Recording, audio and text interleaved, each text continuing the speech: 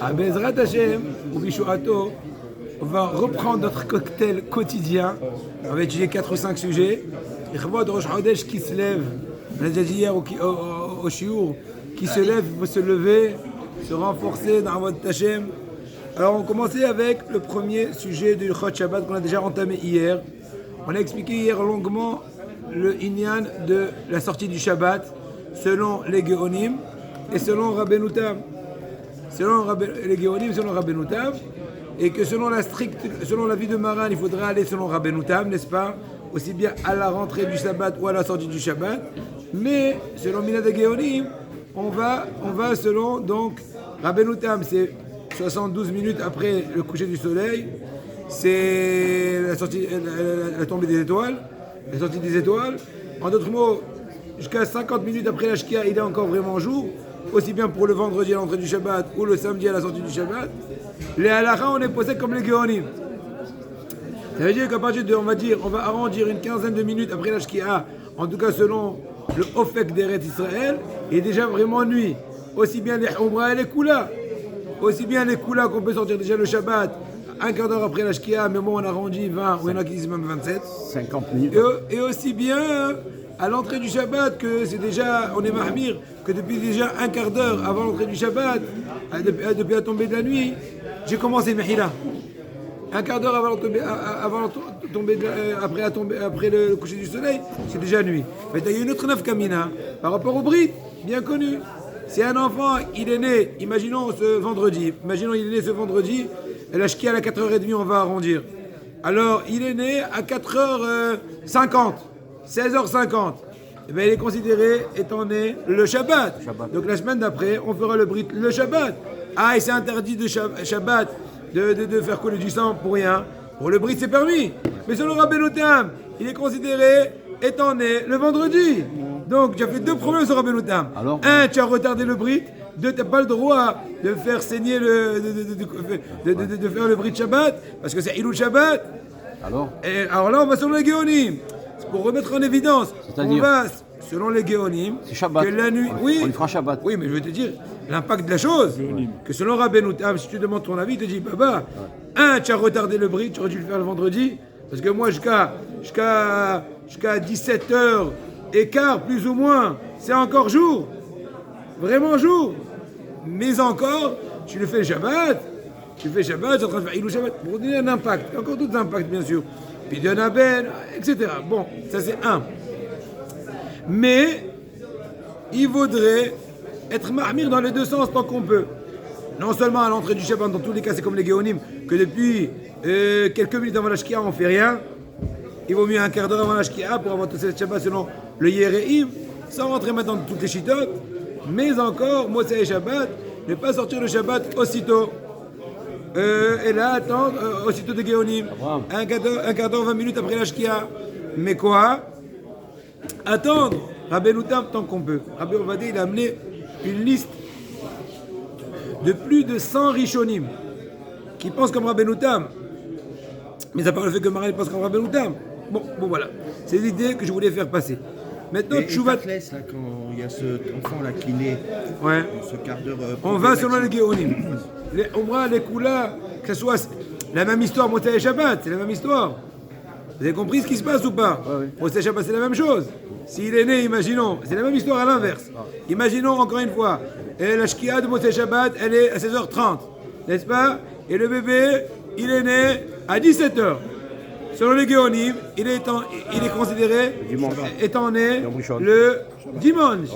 Et si la semaine prochaine, tu le fais le Shabbat, tu fais le Shabbat. Ce Rabbeinu me dit, mais non, il est né Shabbat, fais le Brit Shabbat. Dimanche, à la rigueur, tu tardes.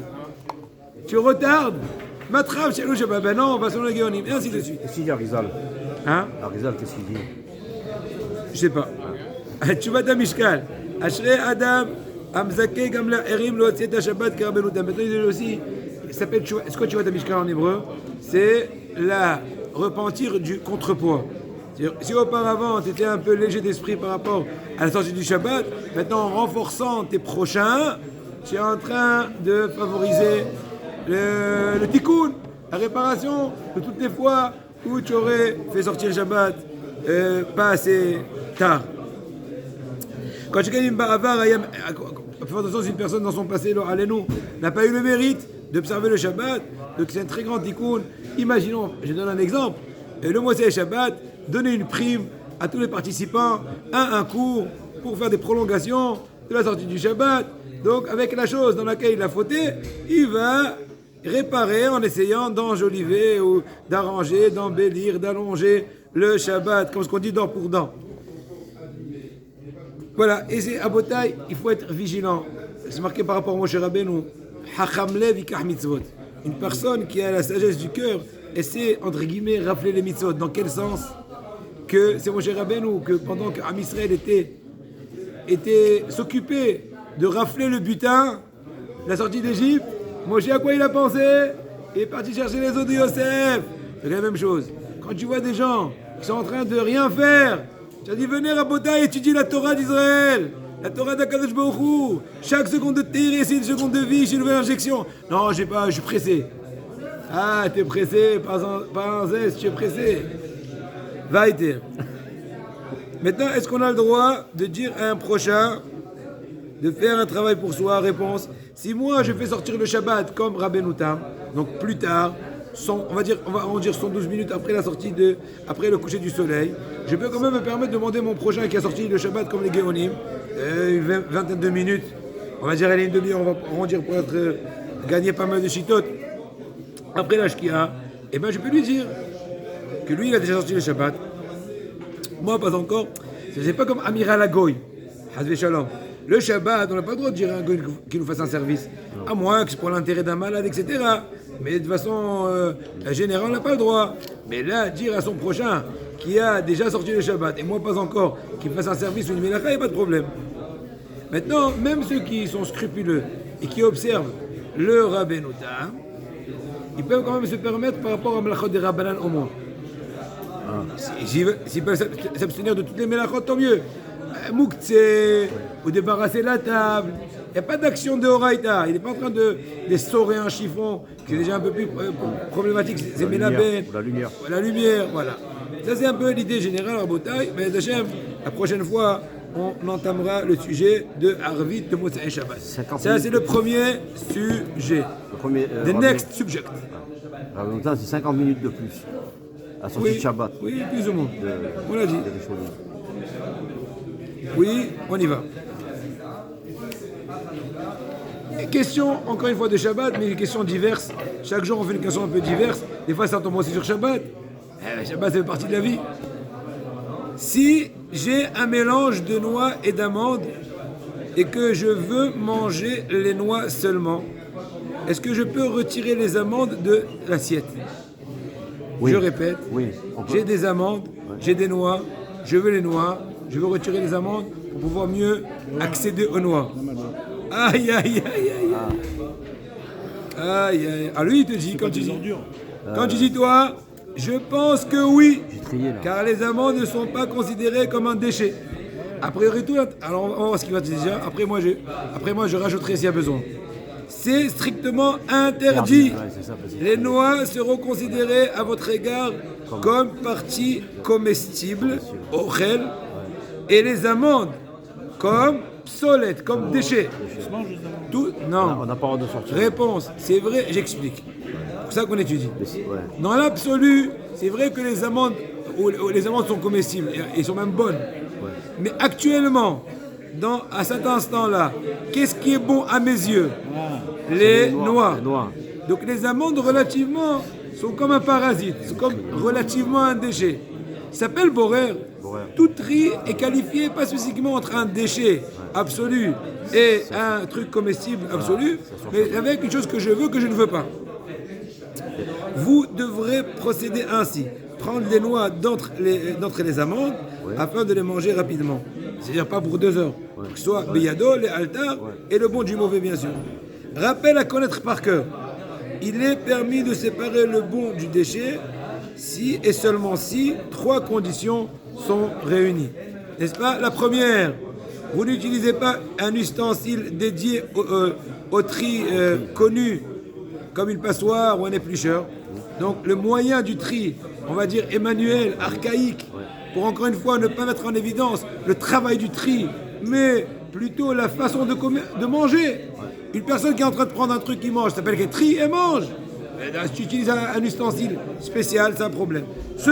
Deuxième condition, vous retirez le bon du mauvais et pas l'inverse. Parce qu'encore une fois, quand tu prends le bon, ça remet en évidence l'aspect de consommation et pas de tri. Alors quand j'enlève le mauvais, donc je vois que le focus à moi, mon truc est focalisé sur... On peut pas. Tertio, vous le faites juste avant de manger et pas bien avant. C'est-à-dire dans les 30 minutes précédant la consommation. On a plusieurs avis. Qui disent 1 heure c'est suffisant. Et c'est encore bon. On va dire 30 minutes.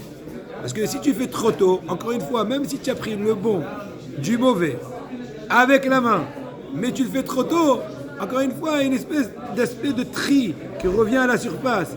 Pourquoi? Parce que si tu veux manger, tu ne vas pas trier 3 heures avant. Donc ça prouve que tu es en train juste de faire un travail technique.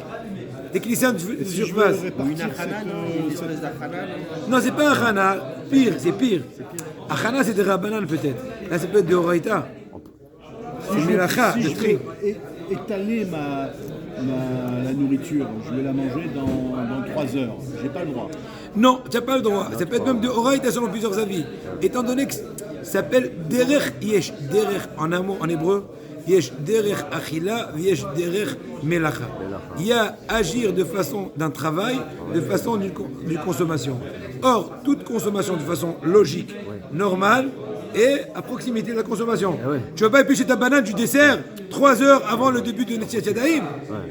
Impossible. Voilà, moi je suis un cours, j'ai Non. des dénois, je veux manger maintenant une partie et à la fin du cours, à 11h, je mange le reste. Je peux pas. Non, tu prends que celui que tu veux actuellement. Actuellement. Pour finir, explication. Une mandarine, je l'épluche Ouais, et je vois qu'il y a un côté qui est pourri. ouais. C'est un problème ça. C'est dans touche, ma main. Ça, Bon, il n'y a pas de problème, tu prends un couteau, tu coupes une bonne partie, c'est tout. Je coupe le bon, je sors le bon et je jette le mauvais. Oui, dans ce cas, tu prends un couteau. Non. C'est une autre question. Voilà. Tu veux prendre un couteau, couper un peu de bon avec le mauvais, ne pas faire un rat. Ouais. Il n'y a plus de problème, parce que c'est comme si tu as séparé le bon du bon. Ouais, ça bon, ouais. Maintenant, pour rajouter un petit détail, explication. Qu'y a-t-il donc de mal dans le fait de trier pendant Shabbat? Séparer le bon du déchet de manière professionnelle, c'est le terme qu'on cherchait, comme en retirant le déchet du bon, ou avec un instrument, ou longtemps à l'avance, constitue une mélacha, un travail professionnel. En revanche, le faire de façon simple, juste pour pouvoir manger ce qui vous intéresse, c'est-à-dire en prenant le bon pour le manger de suite et sans instrument, cela n'est pas interdit. Très bien. C'est un livre qu'il a écrit mon cousin. Aujourd'hui, il est médecin. Il a écrit ça pour son papa. Quand son papa était un peu... Bon, il a quitté la France et il est venu à Bnei Brak. Il a fait Mission Route Nefesh. Imaginez-vous, il était médecin, haut placé dans les hôpitaux, tout ce que tu veux. Il a tout abandonné, il est venu ici. Bon, il travaille quand même à l'hôpital, mais il est couvert à Edimat Torah. Donc il avait une correspondance avec son papa. Au début, c'est avec son fils, son petit-fils. Et après, c'est devenu un truc familial. Et il en a sorti un livre pour l'année de son papa.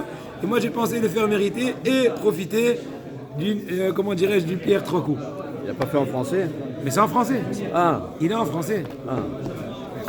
on peut vous l'acheter? J'essaierai peut-être de vous les procurer. Celui qui est intéressé, Combien c'est? c'est passionnant.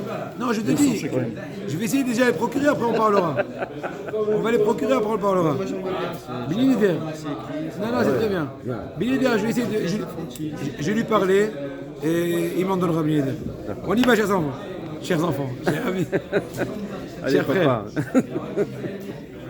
Ve'amrou. On continue, Rav Chaim Kanievski dans Orhot Yosher, dans Kibbutz Avaim, la mitzvah de l'honneur des parents. Ve'amrou betana devilayu rabba parak tezayin. Adam ba la'olam, ba shed beno harav. Adam Arishon est venu dans le monde. Qui est venu après lui, Shet, n'est-ce pas? Son fils. Son fils.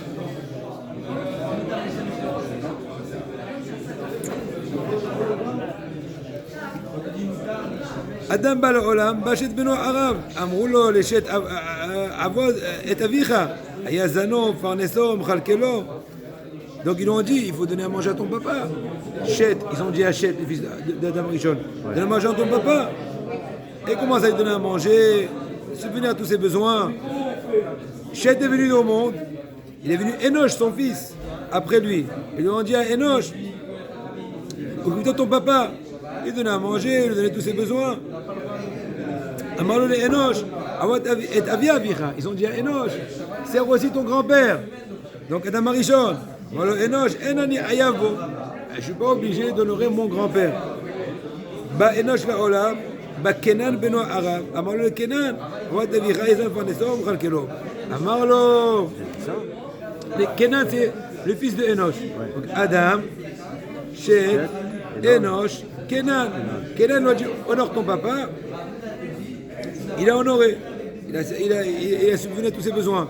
Ton grand-père. Chet, le grand-père de Kenan, non, dit non, je suis pas obligé. Et ainsi de suite. C'était un rachat. Par contre, ils ont dit à Noah, sers ton grand-père, il était d'accord. Lui, il a fait, comment dirais-je, l'exception qui confirme la règle. Vayazan et Aviv, Chol Avotav, il donnait à manger à son grand-père, à tous ses aïeux, à tous ses ascendants. שבאותה שעה, לפיכך בה כתוב והגיד עליו לדורות שהוא היה צדיק. Il dit le Midrash, c'est pas pour rien que la Torah a... Génération pour le choisir. La Torah, oui, mais a pointé du doigt que Noah, c'était un tzaddik. Vu le Kiboudorim, Shneema keotra raïti tzaddik lefanai bedor hazeh. Je t'ai vu Hachem. Je t'ai vu, il a dit à Noah que c'est tzaddik. Pourquoi? Parce que tu dis pas juste papa. Eh, mon grand-papa, mon grand-père, mon arrière-grand-père, mon aïeul. Veda, il dit Raphaël Kanevski, bien entendu que l'essentiel mitzvah de Kiboudorim, l'honneur des parents, c'est pas juste leur donner à manger et à dormir, boire et manger. C'est surtout quoi? Leur donner la bonne sensation, la bonne, comment dirais-je, argacha. Et là, Ika Gamechabedov, Shiyelona Atwa Mimenu, que son papa, sa maman, ait de lui du nahat et du plaisir. Ah, quel kiff, quelle gentillesse, quelle douceur, quel respect, quelle politesse, quelle sensibilité, quelle amabilité, quelle reconnaissance. ודע שאין עיקר המצווה להאכילו לפרנסו, שיהיה לו נחת ממנו וישמע בקולו לכל אשר יאמר. Quand c'est marqué dans la Gemara dans Kiddushin, Amoud Aleph, et dit la Gemara qu'il peut avoir un cas, il y a un cas où il peut donner à manger de passioni c'est comme un noix, la viande grasse à son papa, et quand même il est rejeté du monde, ce fils-là. Par contre, il y en a qui font travailler son papa dans la meule, sous la meule, et il est relève papa. Pourquoi? Dans le premier cas, c'est vrai qu'il le gâte, mais il lui parle, excusez-moi du terme, comme un chiffon. Et la hausse va avec toi, vois avec les oies. Mais il lui dit papa, il y a bouilla, j'ai pas d'argent, viens un peu travailler, moi je travaille, aide-moi dans la meule, la capara, qu'est-ce que je vais faire? Il dit allez, on y va ensemble. Quand je dis le travail c'est la santé, etc. Kalosh el davar, kol ma she'adam rotzeh shebanav ya'asu lo ya'aseu le'orav. Ah yeah, c'est peur, hein. Tout ce que tu veux qu'ils te fassent tes enfants, fais-le à tes parents.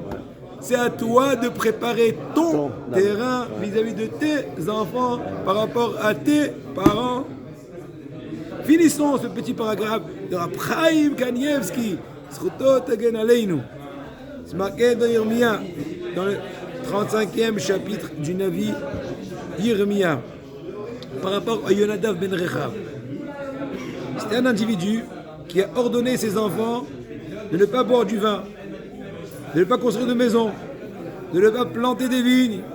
Et ils ont écouté cette ordonnance, ils ont observé cette ordonnance. C'est marqué après, où le bet Ravim, Amar Yirmia, Koamar Hashem.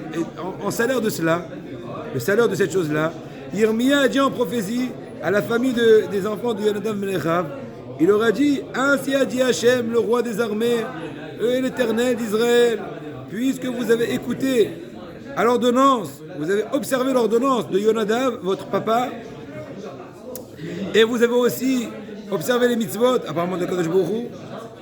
Vous avez fait, non, tout ce que vous a ordonné votre papa. Lachen, Koamar Hashem, ainsi dit Hashem, etc. Lo ikaret ish li Yonadav. Yonadav ne va pas perdre aucun de ses descendants. Ils vont tous vivre bien. Ils ne vont pas être décimés. Filouk, c'est un peu misnaguette contre la Torah, les conseils. Ne pas construire la maison. Moi, il faut comprendre pourquoi. Ah ouais, mais c'est une question. Ouais. Il se peut, je sais pas, il faut voir dans les Mefarshim. Il se peut que son intention était qu'il ne soit pas trop enfoui dans les dettes, dans ce monde, en Amazé. Ils n'auront pas le temps d'en voir Hachem. Je sais pas, parce qu'ils connaissaient leur nature. Ils étaient des gens qui étaient trop chauds. Il valait mieux canaliser leur chaleur vers la terre que dans les affaires. Imaginez voir aujourd'hui combien de cerveaux qui auraient pu être dans la Torah qui sont aujourd'hui perdus dans le monde, j'en sais rien. Mais non, c'est important. Il faut qu'il y ait des gens qui sont dans la recherche, dans la médecine, des ingénieurs, d'accord. Mais la Neshama, la pauvre, elle n'est pas calme. Elle a soif, elle dit j'ai soif, j'ai faim. Elle fait la grève de la faim. Elle fait la grève de la faim. On finit ce passage-là. C'est marqué dans le Sifri, Be'alotra, dans le Midrash, Sifri, Be'alotra. Al Sheshamou, le mitzvot aviem, et midmem amakom sofrim. Il dit que les descendants du Nadav et Rechav, puisqu'ils ont été obéissants à leur papa, ils ont eu que leurs descendants c'était des sofrim. Sofrim, en fait, c'est pas un sofer stam de Sefer Torah. Sofrim, c'est des érudits en Torah. Ils étaient assis au Sanhédrin. Ils enseignaient la Torah. Il y en a qui disent que de leurs filles étaient mariées aux Kohanim. Et leurs petits-enfants, et donc, puisqu'ils étaient mariés aux Kohanim, leurs petits-enfants étaient des Kohanim. Donc, ils ont le mérite de servir au Beth Amikdash, sur le Mizbeah. Et on raconte dans la Mechilta de Yitro, tellement est grande l'alliance qu'il y a eu entre Yonadav ben Rechav avec ses enfants, quoi. Ce qu'il leur a donné, plus grande que l'alliance que David. Im David, Shabrit, Shirita, Im David, le Necheta ila al Tnai, Im Ishmeru Banecha. Quand Kadosh Baruch Hu a fait une alliance avec David, il a dit à Kadosh Baruch Hu à David, je te promets ceci, cela, ta descendance, mais il a conditionné la chose. Il a dit, si tes enfants observeront, etc. Alors que Yonadav ben Rechav, c'était une promesse, comment dirais-je, à sens unique, sans condition, non conditionnelle.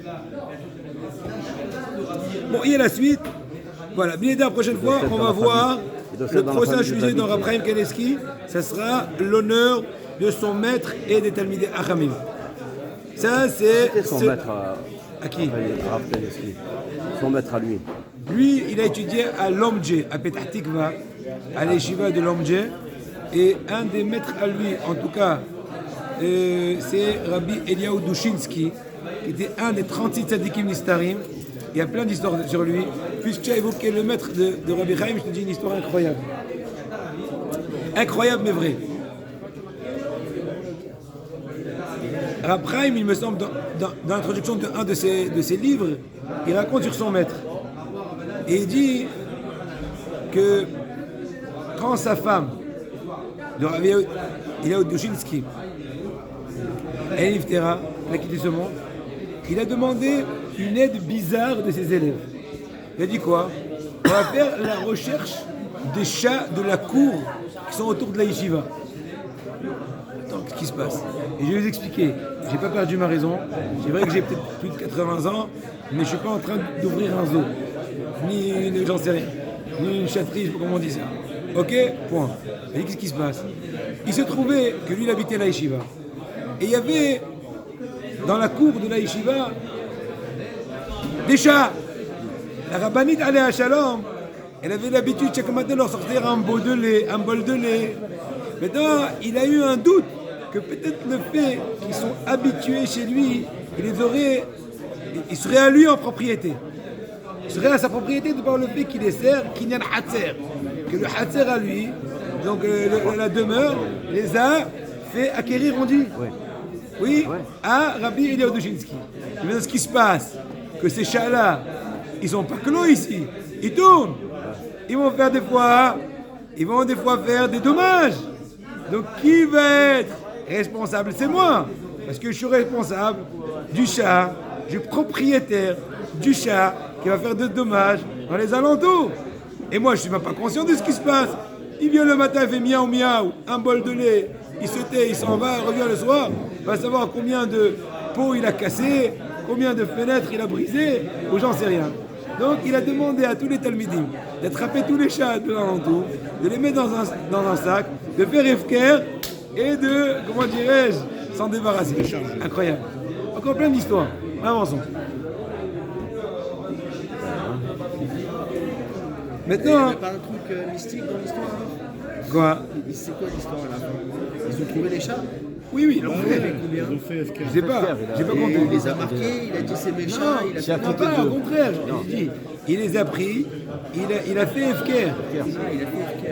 Donc ils sont plus à lui. Ils sont plus à moi. C'est un kinyan que sa femme elle aurait peut-être fait intentionnellement. Voilà.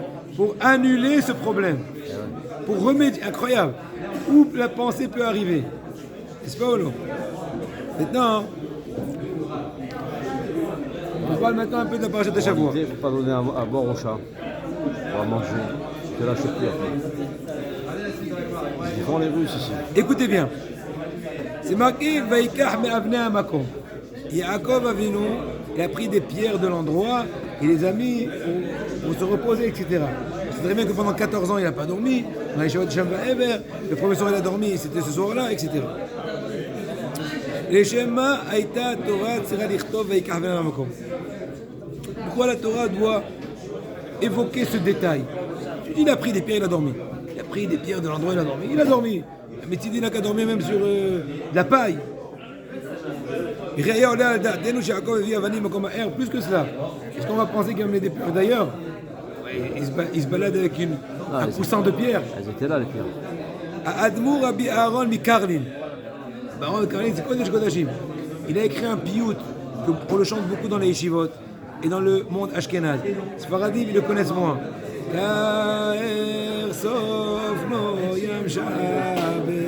C'est lui qui a écrit ce chant-là. Il dit comme ça un vort hasidi, une explication un peu hassidique. Le pasuk qu'on dit tous les jours, à plusieurs reprises, tu aimeras l'Éternel, ton Dieu, de tout ton cœur, de toute ton âme, etc., de tout ton bien. Rashi dit, c'est quoi de tout ton cœur? Que ton cœur ne soit pas différent avec Hachem. Ça veut dire, sois sincère, mets le paquet. Il dit, Rabbi Aaron Mikarlin, que veut dire Rashi, selon le Midrash? Que veut dire Rashi? Que ton cœur ne soit pas différent, coupé, en partie d'Hachem, éloigné. Il y a réponse. Il te dit, Rabbi Aaron, Yesh arbe anashim sheomrim.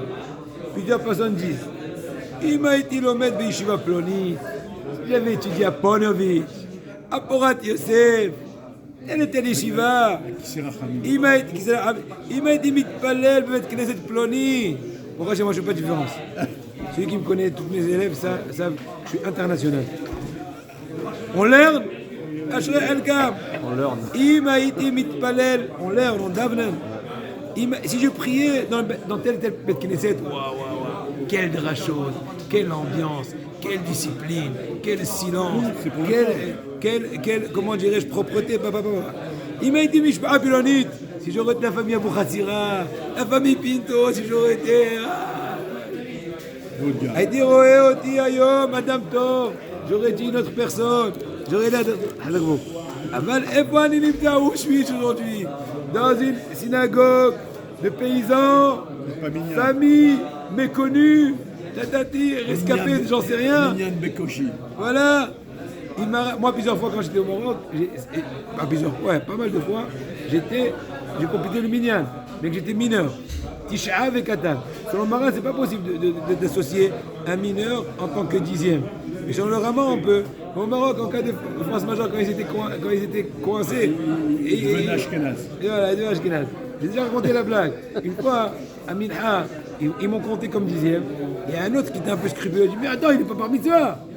Alors il lui a dit, tais-toi, il va se marier la semaine prochaine. Ce que je suis sous alors, t'as pas honte. Il a bouclé le bec. Ah ben, ça me rappelle comme les hatanim, des hasidim, des fois tu vois, il n'a même pas même pas de barbe, il est tout fresco, et tu vois que je travaille mal, il est marié. Ça hâte, hein. Il n'a même pas l'air d'un bar mitzvah, il est déjà marié. Je vais aller ah ben, il faut, c'est eux qui peuvent se marier, toi, je il faut être certain qu'ils sont capables de diriger la maison. Ça ne va pas devenir gagner la dîme. Une fois que quelqu'un est venu, il a dit à Abraham Kanievski, il lui a dit, Arav, je ne veux pas encore me marier parce que je suis tinoc. Il a dit, ben marie-toi avec une tinoquette. Ah ben, il faut aller dire ça. Il m'a ravasé, Mahmoud, avec tel havruta, tel rav. Je ne vais pas dire qu'est-ce que c'est truc. Avec tes enfants, ils me font le martyr. Tous les jours, c'est des disputes, des vikouim. Avec une telle femme. Donc, on voit toujours l'autre. On ne se voit pas. On voit toujours, soi-disant, quand on dit déchet à Yarok chez la chénie. Le gazon, il est plus vert. Et puis, voilà, le gazon est toujours il a l'air plus éclatant chez autrui. La Torah te dit non. Ve'avta et Hashem Elokecha bechol levavecha shelo yeh ibra aluk ala makom. Il faut aimer Hashem de tout ton cœur. Que même si Hashem samotra b'makom hazeh, zeh mekomcha. Ne dis pas aluk ala makom.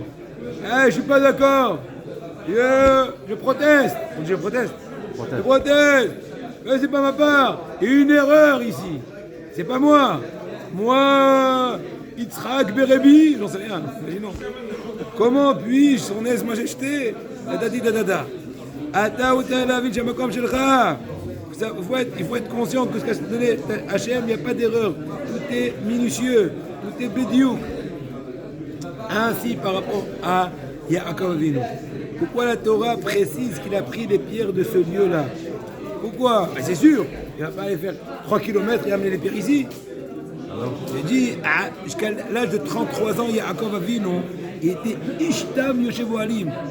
Il ne connaissait rien autour. 33 ans, il était, comment on dirait, dans une bulle.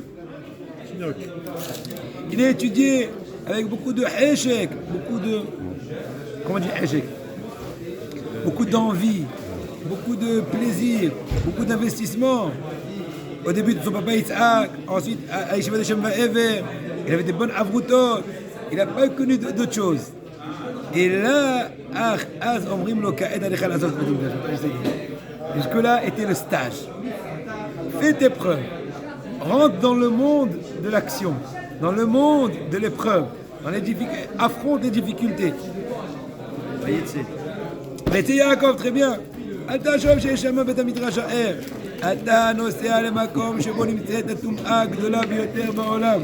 Merci, Michael.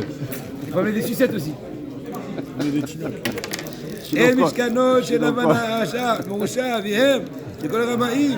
Shugam Bil'am Racha, moi je sais on dit dans la Gemara que Lavan, il était aussi un nitzos apparemment de Bil'am Racha, qui était la tête des forces du mal. Et Yaakov devait se lever, frapper sur la table. Ibn Shalom! Il aurait dû aussi dire ça. Ibn Shalom! Mais pourquoi tu peux sortir ça? C'est tellement bien ici au Beth Midrash. Pourquoi je dois rentrer dans ce danger? כשיעקב ישן על אבנים הוא הבין שזה מקומו. הוא לא שאל שאלות. את המקום הזה הוא שם מרעשותיו. הכניס היטב לראשו. C'est un peu acidique. Et quand tu prends, il a pris des pierres, il les a mis au-dessus de sa tête. C'est une façon de dire qu'il a fait rentrer, il a bien inculqué dans sa conscience que Hachem veut que maintenant je passe à l'action. C'était un peu le message. Il s'allonge un peu plus. Mais pour l'instant, c'est suffisant pour. J'ai toujours entendu que Yaakov Avinu, il a quitté son père pendant 20 ans. C'est plus que ça. C'est 14 ans, 7 et 7. Oui, mais 14 ans, il n'a pas été puni, étant donné qu'il a étudié la Torah, donc il a été excusé. Parce que là, c'est pour la bonne cause. Quand est-ce qu'il a été puni? C'est les années où il a quitté son père sans bonne raison. Et même cela, il n'aurait pas été puni s'il n'avait pas tardé 6 mois. Puisqu'au retour, ils ont un peu plus attardé dans le retour, il y a eu rétroactif. Mais le rétroactif, il n'a pris que les 20 ans. Son absence, en dehors de la maison. 20 ans, c'est combien? C'est 7 ans pour Léa, 7 ans pour Et Rachel. 6 ans qu'il a travaillé pour la Parnassa. Ah. Et au retour, il a un peu plus tardé. Alors, on compte Il pas aurait les- pu aller plus vite, donc on a fait un paiement rétroactif. Et que sur les 20 ans, pas les 14. 14, il était obligé, c'était un stage de la préliminaire Torah, pour pouvoir se préparer Elle est pas dans le compte. l'OVNI. Tout à l'heure. On avance. On finit une petite halakha et je vous dis bonne journée. Changer le sujet de discussion.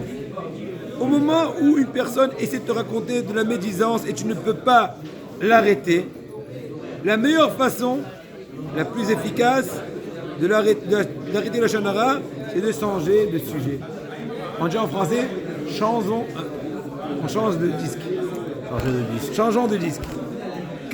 Et prends l'initiative de changer de sujet. Il m'a dit au chez Rouven, est-ce que tu sais que Rouven là? Il a arrêté, il lui dit, et ça me rappelle les paroles de Rashi, de Pâche de Shavua, sur la bracha de Rouven. Tu as vu ce Rashi là, plutôt? En français, ça s'appelle du coq-à-l'âne. D'accord? Ou plutôt de l'âne au coq. Oui, ou bien elle te dit par exemple, j'ai entendu, il fait mal au dos.